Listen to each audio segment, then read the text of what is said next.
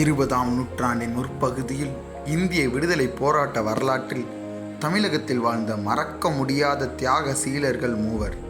வெள்ளை ஏகாதிபத்தியத்தின் அடாவடித்தனத்தை கண்டு அஞ்சிடாமல் அவர்களை தீரமுடன் எதிர்த்து போராடிய கப்பலோட்டிய தமிழன் வ.உ. சிதம்பரம் பிள்ளை தன் பாட்டுத் திறத்தாலே சுதந்திர கனலை மக்கள் மத்தியில் மூட்டி வெள்ளையனை அஞ்சி நடுநடுங்க வைத்த மகாகவி பாரதியார் திரைச்சாலையில் நோய் கொடுமைக்கு ஆளான போதிலும் கலங்கிடாமல் விடுதலை சிந்து பாடிய தியாகி சுப்பிரமணிய சிவா, இவர்களில் எவரையும் தமிழ் மக்களால் மறக்க முடியாது.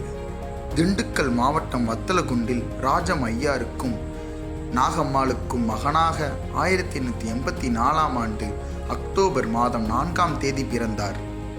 சிறு வயதில் வறுமையில் வாடியதால் திருவனந்தபுரம் சென்று இலவசமாக உணவு படைக்கும் விடுதியில் தங்கி சில காலம் இருந்தார். அங்கிருந்தபோது அவருக்கு தேசபக்தி இயல்பாகவே உண்டாகியது. தனது உள்ளத்தில் பொங்கிய தேசபக்தியை கிராமமாக சென்று பிரச்சாரம் செய்ய ஆரம்பித்தார். தென் மாவட்டங்களில் சுதந்திர வேட்கை பரவி வருவதை பொறுத்து கொள்ளாத ஆங்கிலேய அரசு வ.உ.சி., சிவா உள்பட பலர் மீது வழக்கு தொடர்ந்தது. அதில் வ.உ.சி.க்கு தீவாந்தர தண்டனையும் சுப்பிரமணிய சிவாக்கு சேலம் சிறையில் 6 ஆண்டு காலம் தண்டனையும் கிடைத்தது. இவருடைய சிறை வாழ்க்கையில் அவர் அனுபவித்த துன்பங்கள் சொல்லில் அடங்காது. சிறையில் இவருக்கு கிடைத்த பரிசுதான் தொழுநோயாகும். இதனை அவர் கொடியதோர் வியாதி கொள்ளுது என்னை என்று ஒரு பாடலில் குறிப்பிட்டுள்ளார். இவர் மிகச்சிறந்த பேச்சாளர் மட்டுமல்ல, சிறந்த எழுத்தாளரும் கூட. ஞான பானு என்ற பெயரில் பத்திரிகை நடத்தியவர். பாரதியாரும் அப்பத்திரிகையில் எழுதி வந்தார். அதற்கு பிறகு பிரபஞ்சமித்திரன் என்ற பெயரிலும் பத்திரிகை நடத்தினார். சுப்பிரமணிய சிவா தொழுநோயால் பாதிக்கப்பட்டதினால் அவரை ஆங்கிலேய அரசு ரயிலில் பயணம் செய்வதை தடை செய்திருந்தது. எனவே இவர் மதுரையிலிருந்து உடல் உபாதைகளை பொருட்படுத்தாமல் பாப்பாரப்பட்டிக்கு கால்நடையாகவே வந்து சேர்ந்தார். இவருக்கு வயது ஆகவில்லை என்றாலும் தொல்லை தரும் கொடிய வியாதியினாலும் ஆங்கில அரசின் கொடுமையினாலும் கால்நடை பயணம் செய்ததால் அவர் மிகவும் சோர்ந்து போனார். பாரத மாதா கோவில் கட்டுவதற்கு சிரமப்பட்டு நிதியை திரட்டினார்.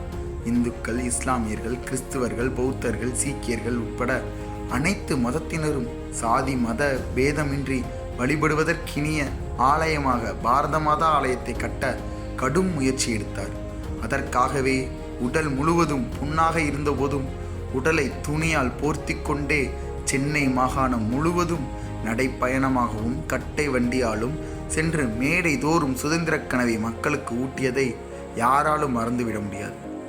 தமது சுற்றுப்பயணத்தை முடித்து கொண்டு பாரத மாதா ஆசிரமத்திற்கு வந்தார் சிவா.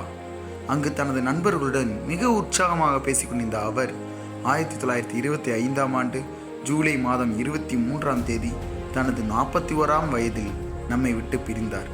அந்த வீரத் துறவி சுப்பிரமணிய சிவாவை என்றும் மனதில் வைத்து போற்றுவோமாக. வாழ்க அவரது புகழ். இந்த மாதிரி வீடியோ நம்ம பார்க்கணுன்னா நம்ம சேனலை சப்ஸ்கிரைப் பண்ணிக்கோங்க. தேங்க்யூ.